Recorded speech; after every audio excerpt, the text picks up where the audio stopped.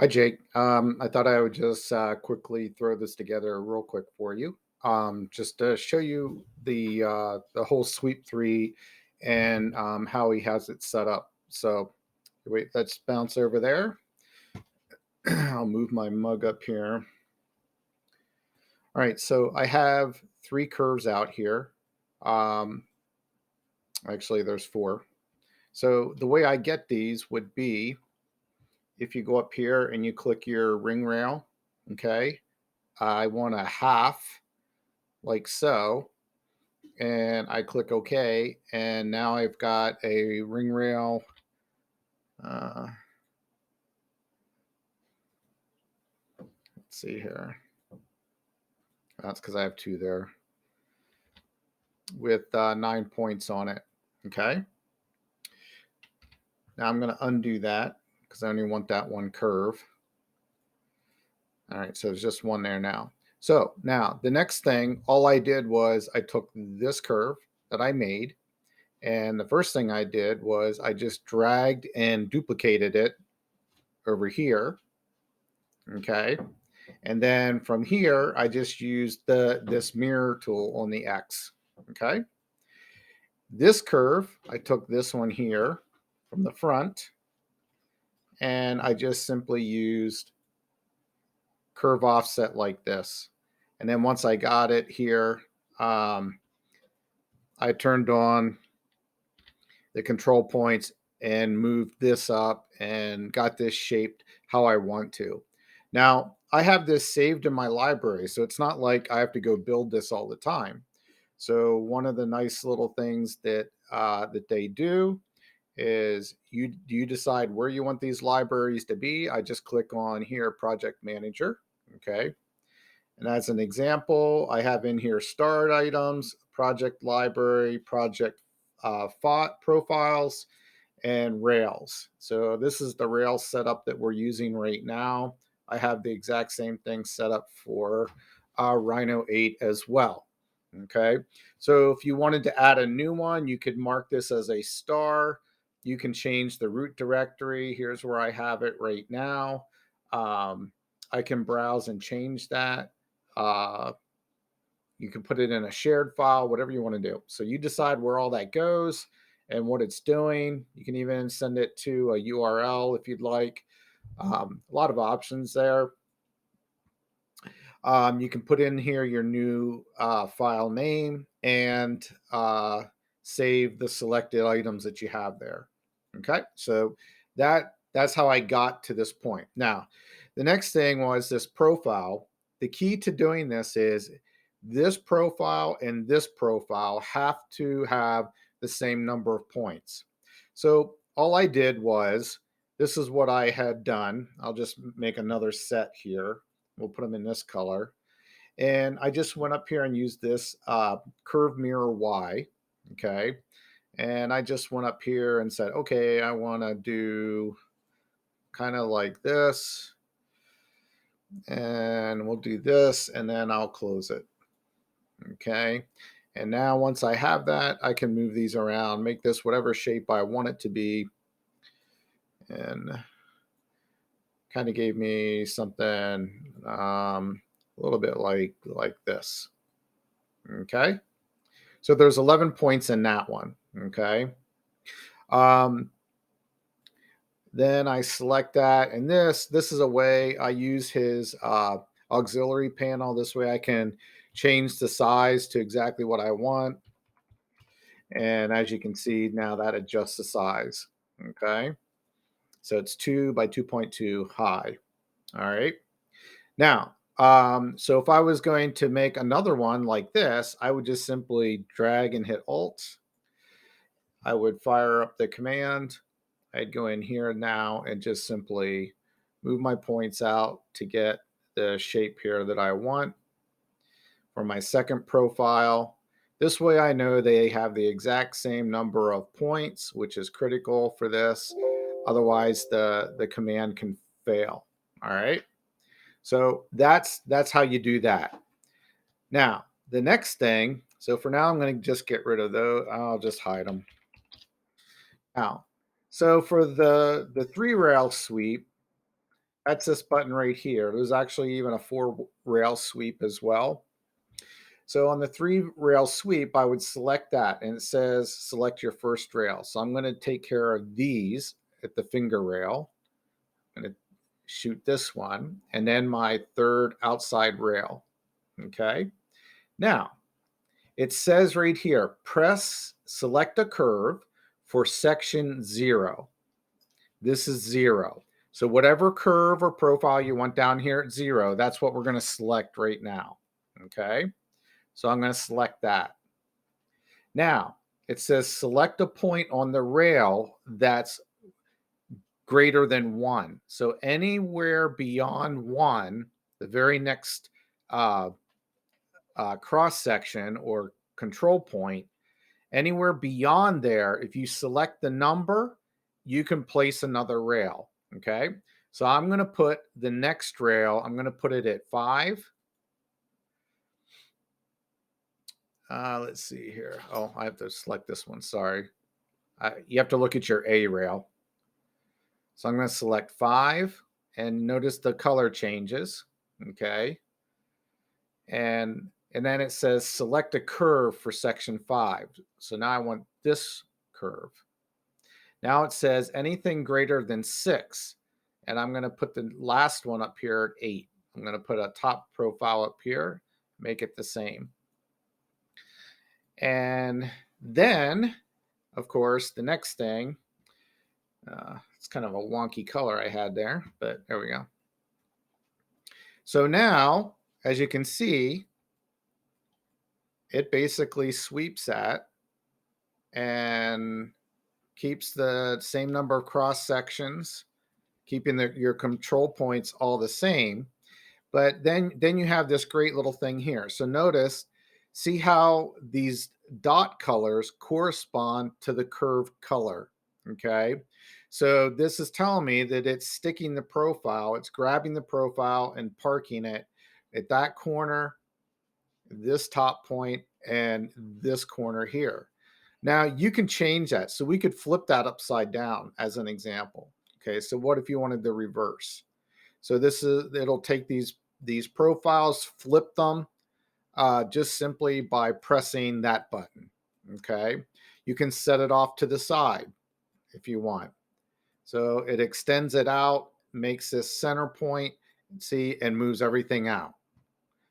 So you could really get some, crazy stuff going here. Obviously, this is what we actually want, but it's just neat that you can. I've actually done some of this and pulled out some shapes that I probably wouldn't have done had I not been playing around with this. So anyways, so there you go. Now, once this is done, there's a couple things obviously you can do. We can go in here, re-click the tool. Now I can say, you know what? I don't want this to be a sharp point. I want this to have this. Okay. So we'll put a groove in it. And there you go. Okay. You had a question on, well, what if you wanted a European shank? Well, what if we do? So from the front, I'm just going to put shading on here. So from the front, I can take this guy and do this. I can take this guy and bring him down here, kind of like so. And now, what were you asking me again about the having the European shank? And we can go back here and select this again, and we can straighten this back up the way we had it if we wanted to. And boom, everything updates with history. Now, where history is going to break is when we start changing the width on this. So if we take these control points here, or we take these curves and turn on. But by this point, is it really going to matter? You could save this out as a base shank, because you can take this whole shank and mirror it later. And if you want to keep it still a NURB surface, we can simply merge them, as I showed in another video. So everything stays the same, stays so that you can edit it. And again, this is I love this thing. I just can't say enough. I'm not going to be sharing a whole lot more now because so many people. I'm not selling this, and this is just to kind of give people something to look at. And I'm not going to be everybody's support. I just don't have time for it. And it'd be different if I was getting something out of it, but I'm not, and I'm not going to. So I'll help anybody wherever they want, but I'm not going to post all the stuff. And I think I'm kind of irritating Travis, anyways. So, um, anyways, I love the software myself. I personally, I've been looking at Jewel Beetle, and I'm telling you, I can't see any reason to buy Jewel Beetle. This though, for $1,000, it's no brainer for me. This is a done deal. So I'll be using this all the time. And the thing is, I still have the parametric in Matrix Gold if I want it, but I'm telling you, it's like an albatross running this in CCT tools or Rhino 8. This thing is so damn nimble and light, and it just feels better. And um, anyways, that's just how I feel about it. You guys all can decide for yourself because honestly, it doesn't matter to me what anybody does. Um, but anyways, so again, we could sit here and edit this, all day long if we want, and do all the same things that I've been kind of saying all along that you can do. And and this is what I love about it. And it keeps the geometry really simple. So we could come in here if you wanted to, and well, here, maybe you want this top section here. We could come in here, and this will break history now. Um, but everything transitions really nice, and you know, this is how I like it. Um, so just right there, you can get an idea. We can come down here and say, okay, well, let's take these guys and let's change our width in here, and we can say, okay, well, let's make that a little bit more gradual. And you can come in here and start really shaping this thing. I mean, even the sub D doesn't always give me the same kind of effect. But the best part is what you don't realize is, did you know that you could now change this to a sub D surface? Yeah, yeah. So let me just show you that real quick. So let's say that we leave this here, and I'm going to turn off all the control points, and let's say I do. Uh,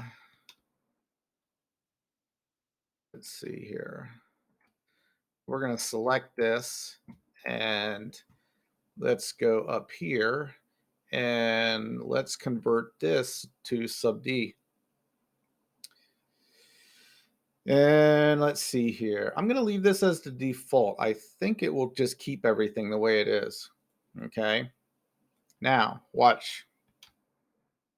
Let's see here. Let's see. Is this let me get a properties here. It should have converted it. Nope, it's still surface. How did I do that before?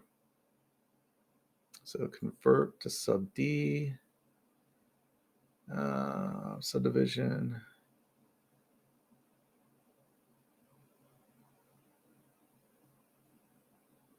Delete input.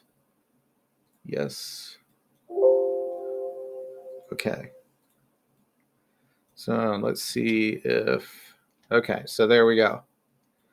Now, if you look at this, it kept all of that geometry the same that we had. But now look what you have. So let's just say for some crazy reason, um, see, let me control shift here and watch this. So just like that, whether you'd want to do something like that or not, I don't know, but I'm just saying. There you go. We can give it a shark. Sharky ring shank. Look at that. Just like so. Now, is that freaking crazy or what? So again, all the things that you do in sub D, we can go in here now and look at this, man. I mean, seriously. Uh, let's see. Does this have, this should not have history on. Let's see here once. Nope, I don't know why it wasn't letting me. It's not letting me scale that. Well, anyways, I don't need to show you all of that stuff, so you get the idea. But that's basically how it works. And like I said, you decide for yourself. And as I told you, I'm getting zero out of this, so just keep that in mind. So once again, I just think that I'm telling you right now, I don't know. I have not seen any other software out there that I would pony up $1,000 for till I saw this. And when I saw this and I started changing these modeling techniques, some of the stuff I'm building is so much faster than any other way I've done it before.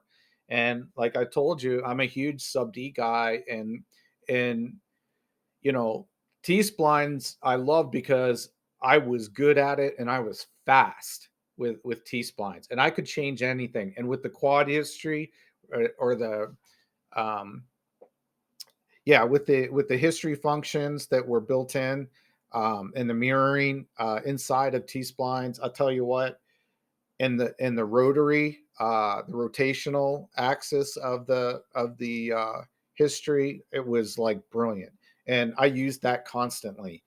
And I still go back to it every once in a while because I miss and love it. But now I don't worry about it because I'm telling you, this is freaking incredible.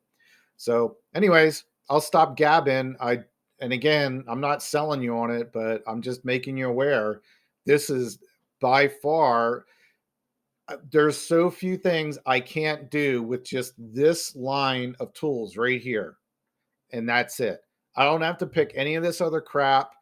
And, I like the parametric for some wholesale stuff that it's actually helped me, but it takes me way longer to model that way than what this does.